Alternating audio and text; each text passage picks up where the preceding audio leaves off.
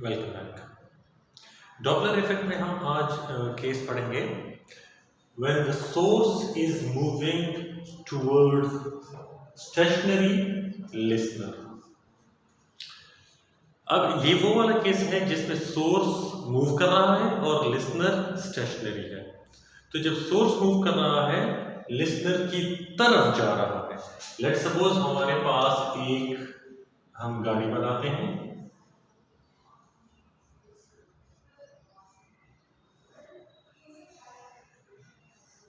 अब ये गाड़ी हमारे पास ये सोर्स ऑफ साउंड हो गई।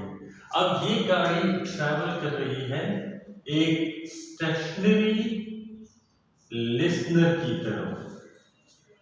तो जब ये गाड़ी ट्रैवल करेगी लिसनर की तरफ जाएगी तो लिसनर को साउंड में कुछ फर्क फील होगा, साउंड की फ्रीक्वेंसी में फर्क फील होगा। अब इस सिचुएशन में जो वेलोसिटी ऑफ साउंड होगी वो होगी v और जो फ्रीक्वेंसी ऑफ साउंड होगी वो हम शो करेंगे f से। नॉर्मली होता क्या है कि वेलोसिटी ऑफ साउंड, वेलोसिटी को हम v से शो कर रहे होते हैं, फ्रीक्वेंसी को हम f से शो कर रहे होते हैं। लेकिन अगर हम स्पेशल केस लें जिसमें हम सिर्फ एक सिंगल सेकंड की बात करेंगे, सिंगल सेकंड में क्या होता है मैं आपको कुछ एग्जांपल से समझाता हूं। Let's say velocity of the body that is 10 metres per second. अब एक सेकंड की अगर हम बात करते हैं तो एक सेकंड में बॉडी डिस्टेंस कितना ट्रेवल कर रही है वो है 10 मीटर्स और वेलोसिटी कितनी है 10 मीटर पर सेकेंड। अगर हम यूनिट्स को सेट असाइड कर दें और सिर्फ मैग्नीट्यूड की बात करें तो वेलोसिटी हमारे पास 10 बन गई और डिस्टेंस भी हमारे पास 10 हो गया। यूनिट्स को इग्नोर करते हैं, हम यहाँ पे सिर्फ मैग्नीट्यूड की बात करते हैं। इसका मतलब है कि अगर हम कोई ऐसा केस लेते हैं जिसमें सिर्फ एक सेकंड के अंदर हमने वेलोसिटी कैलकुलेट करनी हो तो उस केस में वेलोसिटी वो डिस्टेंस के इक्वल आ जाएगी। यानी हम शो कर सकते हैं कि भाई ये वेलोसिटी जो v से शो होती है तो v ना सिर्फ वेलोसिटी के लिए बल्कि डिस्टेंस को भी शो कर सकता है।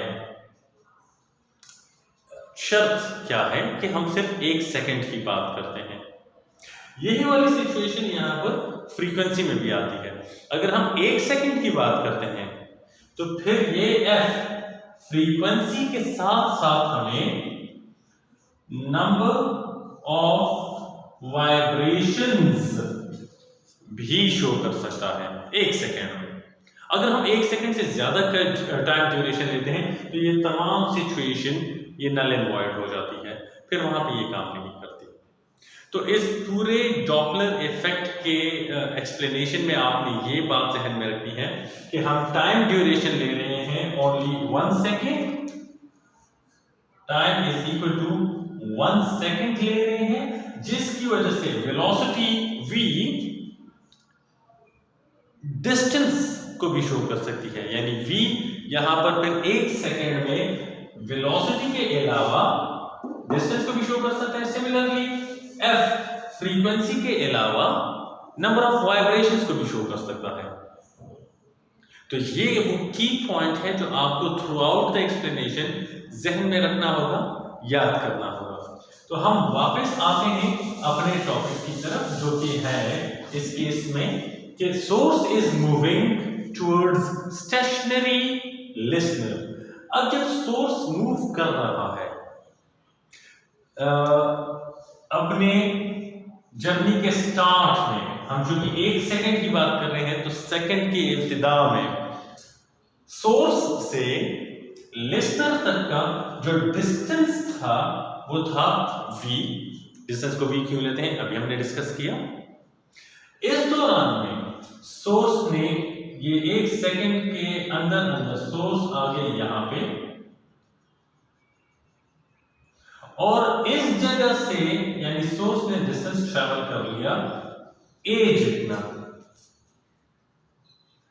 तो एक साउंड जो नॉर्मल साउंड थी, जो लिसनर को एफ फ्रीक्वेंसी के साथ फील हो रही थी, वो साउंड यहां से जनरेट हुई थी। यहां से जनरेट होकर वी डिस्टेंस ट्रैवल करके वो लिसनर तक पहुंची और उसकी फ्रीक्वेंसी लिसनर को एफ फील हुई। लेकिन जब बॉडी साउंड सोर्स डिस्टेंस ए ट्रैवल करके यहां तक पहुंची और यहां से साउंड सोर्स जनरेट होके लिसनर तक पहुंची, तो ये जो सेकंड साउंड थी एफ डैश, वो जब लिसनर तक पहुंची तो वो मुख्तलिफ थी। अब वो मुख्तलिफ क्यों थी? इसमें कुछ रीजंस हैं। साउंड सोर्स जब डिस्टेंस ट्रैवल कर रही थी तो करने से पहले साउंड सोर्स की जो वेलोसिटी, जो फ्रीक्वेंसी थी उस वेव की फ्रीक्वेंसी एफ थी और वेवलेंथ लैम्डा थी। अब लैम्डा क्या होता है? Lambda is the distance travelled पर वन वाइब्रेशन, एक वाइब्रेशन।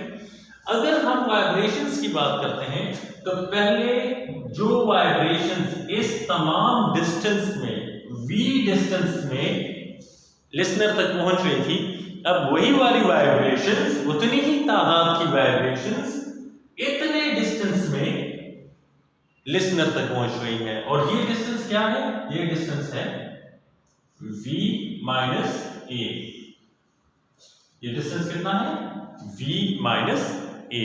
तो जो number of waves v distance में f तक पहुंच रही थी, अब वही उतनी ही तादाद की वेव्स यहां से यहां तक इतने डिस्टेंस में पहुंचेंगे। अब डेफिनेटली जब डिस्टेंस कम हो जाता है और नंबर ऑफ वेव्स उतनी ही रहती है तो वेवलेंथ पे फर्क पड़ जाता है।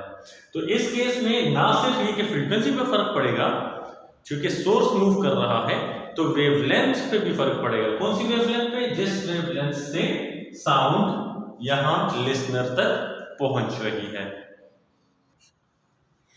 अब हमारे पास मैथमेटिकल डेरिवेशन की बारी आ जाती है। लेट्स से हम पहले उस वेवलेंथ की बात करते हैं जो डिस्टेंस के यहां इतने होने से इतने रह जाने पर तब्दील हो गया, वेवलेंथ तब्दील होगी। अब वो वेवलेंथ की चेंज को कैलकुलेट करते हैं। चूंकि हमारे पास फॉर्मूला है v is equal to F lambda, या v बाय एफ हमारे पास लेमडा होता है, और 1 सेकेंड में चूंकि v हमें डिस्टेंस और f हमें नंबर ऑफ वेव्स बताता है, डिस्कस करता है, इसलिए हम यही फॉर्मूला इस्तेमाल करेंगे।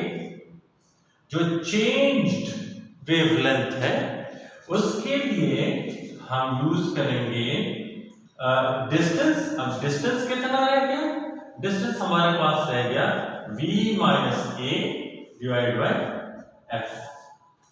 ये v माइनस ए हमारे पास वो डिस्टेंस रह गया जो यहां से यहां तक है, जिसके अंदर वेव्स की तादाद उतनी ही है जो यहां से यहां तक आ रही थी। तो ये हमारे पास लैम्डा का फॉर्मूला बन गया।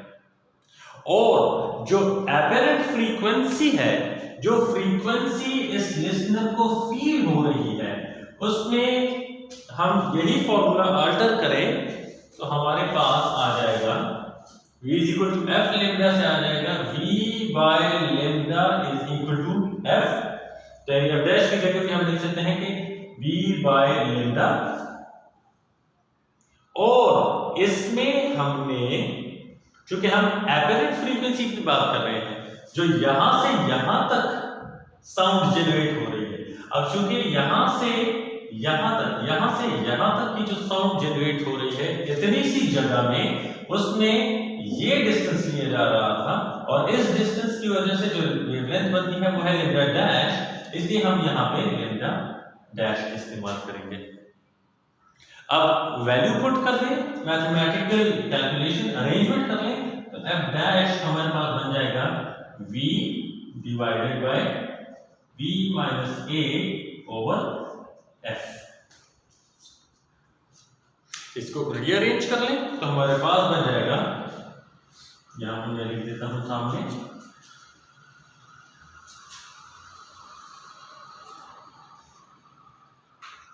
f dash is equal to v divided by v minus a, और ये डिनोमिनेटर का डिनोमिनेटर ऊपर आके न्यूमरेटर का हिस्सा बन जाएगा, फॉर्मूला कुछ यूं बन जाएगा।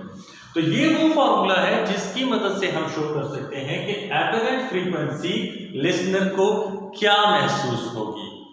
f dash is equal to v over v minus a times the normal frequency।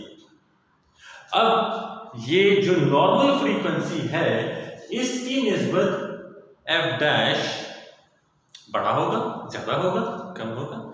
What would be the frequency, whether that is larger, bigger or smaller as compared to the normal frequency of the body? For that हमें देखना पड़ेगा कि v over v minus a ये जो पूरा factor है ये greater than 1 है या लेस देन 1 है। क्योंकि आप जूनियर क्लासेस में पढ़ चुके हैं कि v over v minus a इस केस में ये इम्प्रॉपर फ्रैक्शन बनेगा। तो इम्प्रॉपर फ्रैक्शन को आप जब भी कैलकुलेट करते हैं उसकी वैल्यू 1 से ग्रेटर होती है, और 1 से ग्रेटर वैल्यू या इम्प्रॉपर फ्रैक्शन को आप जिस भी नंबर से मल्टीप्लाई कर रहे हैं रिजल्ट नॉर्मल से बिगर होगा।